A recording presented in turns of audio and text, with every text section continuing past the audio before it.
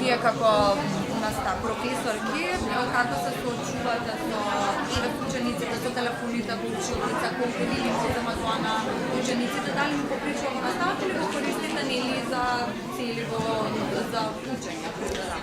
Така, најпрво им благодарам за поканата. Денеска е меѓународен ден за интернет безбедност. Нели поканети сме од од Меѓаши, кое што е ние сме од Гоце Делчев, гимназијата од Куманово. Ги представуваме учениците, нашето училиште.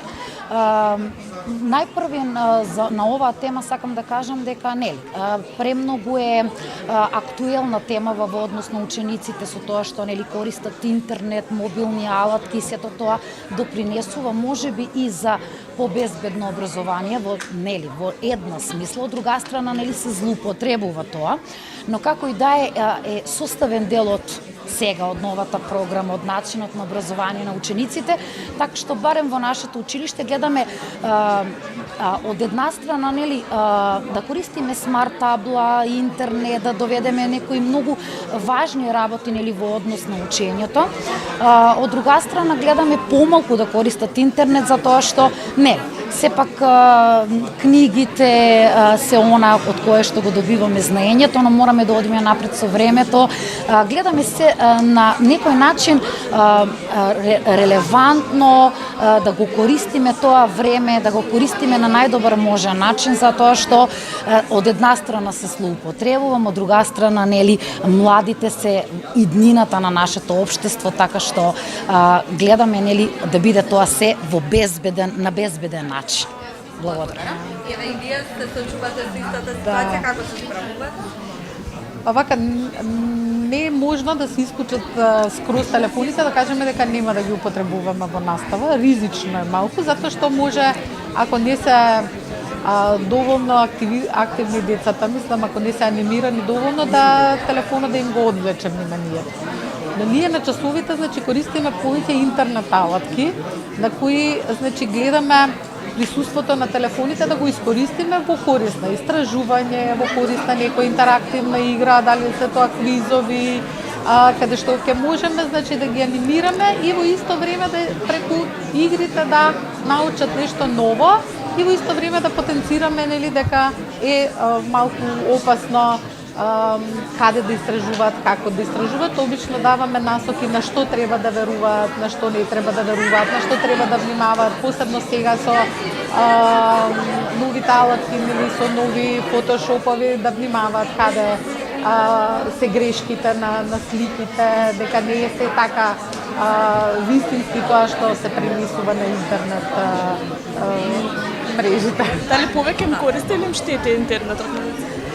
Па сега не може да кажеме дека им штети во целост. Значи сепак имаат некои користи, побрзо достапни информации, повеќе интерактивна настава, поинтересна, подинамична за разлика од конвенционалната нели класична настава. Повеќе информации собираат и некако имаме повеќе нели диалог на самите часови, затоа што не е сведено на една програма, туку нели од многу области читаат и така некако успеваме уште поинтересен часот. Мислам да биде поинтересен часот за сите, нели? Не само за учениците и за нас. Сега малку користењето на телефоните ги успорува, им ја успорува моториката, ги успива, ги прави малку така замаени, ама се снаоѓаме. Гледаме да балансираме, нели? И на двете страни. Денеска, како што кажаа моите колеги, е меѓународен ден на безбеден интернет и морам да кажам дека и денеска пративме едно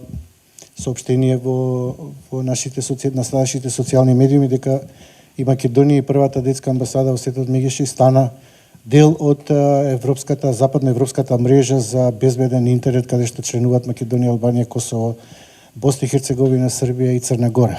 Тоа е уште еден чекор напред кон потребата да се овозможи безбеден интернет, користење на безбеден интернет на учениците, децата, младите до 18 години, над 18 години. Она што го знам во разговор со вас е дека вие навистина повеќе од 7-8, па дури 9 часови го користите интернетот.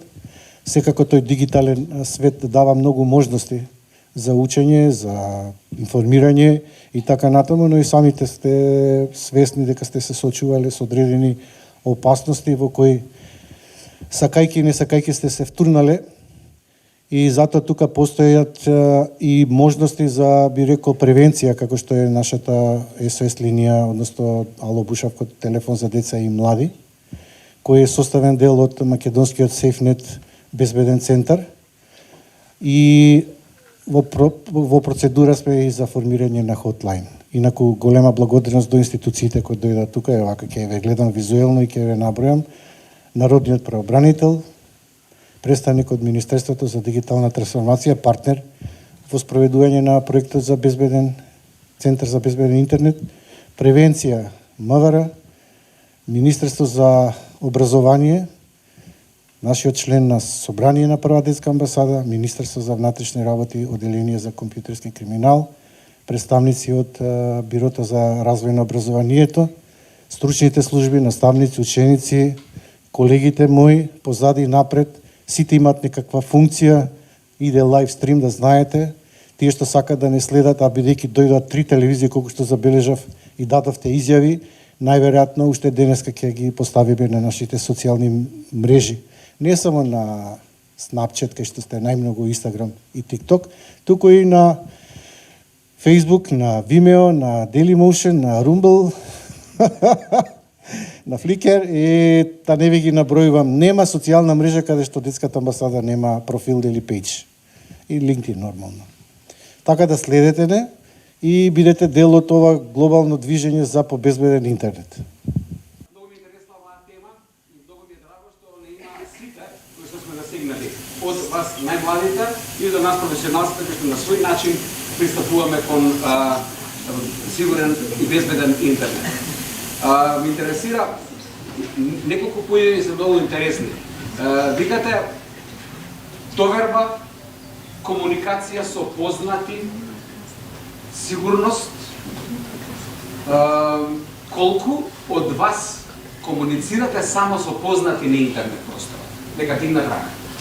Само со познати.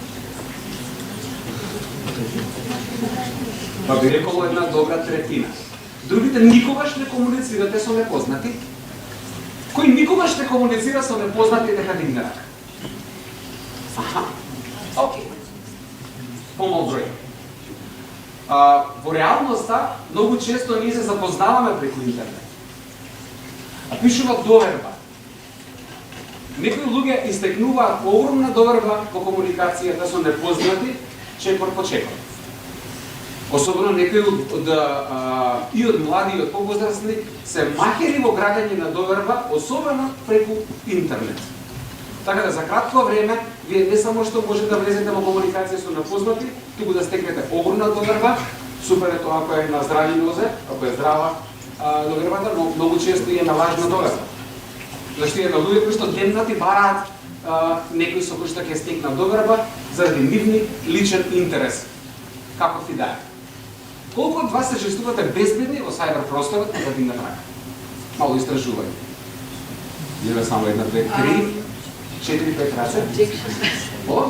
Нешто би додала само. Да, слободно. Некој од вас не разбира добро македонски јазик, не ви е на сите мајчин јазик македонскиот и знам дека некој од вас не го разбира доволно. Ако не разбирате слободно, јавете се за да ви се преведат прашањата. И воопшто во текот на дискусијата, доколку нешто не разбирате. Благодарам. Порашува да ја се јавам во име на моите ученици и на помош што не знам. Океј, најслободно кредете рака, ќе преведиме, имаме повеќе имена кои што може да ни помогнат околу преводот, а многу ми е важно да го слушнам вашето мислење. Денеска нема да имаме представа, нема театар, нема кинопроекција, но може да направиме една дискусија и да видиме колку знаеме за интернетот, колку е тој безбеден, колку сме ние безбедни. Видовме само неколку раце кои што кажаа дека се чувствуваат безбедни во сајбер просторот. Што е тоа што не прави небезбедни? А видовме дека на неколку наврати овде е забележано повеќе сигурност, што вика безбедност. Што не прави небезбедни? Или уште едно прашање. Колку од вас почувствувале небезбедност во сајбер просторот, на било каков начин биле загрозени, нека дигнат рака. Ева само Сам гајукам вие пасигури че продоримите интернетот на капсиран интернет. од ова мало истражување, од ова прашање, јас можам да заклучам дека и тоа како сме безбедни во сајбер просторот, дека само 10 на раце ви довдигнати. Другите сите, никој никогаш не почувствувале никаква загрозеност од било каков вид на лична основа. Јас како возрастен човек што работам долго години на овие теми, меѓу другото и со младите, и со возрастните, со професионалците, јас сум бил многу пати загрозен во сајбер просторот, на различни начини.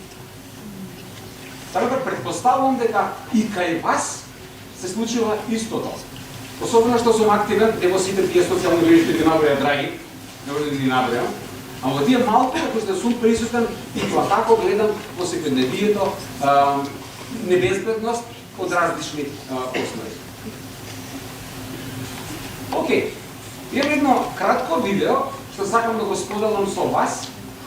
Тоа се една приказна на средношколци, вистинска приказна, која што ја споделија како еден од примерите кога се чувствуваат небезбедни. Вие ќе откриете зашто станува збор, тоа е околу 3 минути, и после баш ќе сакам да ја прашам што мислите за таа тема.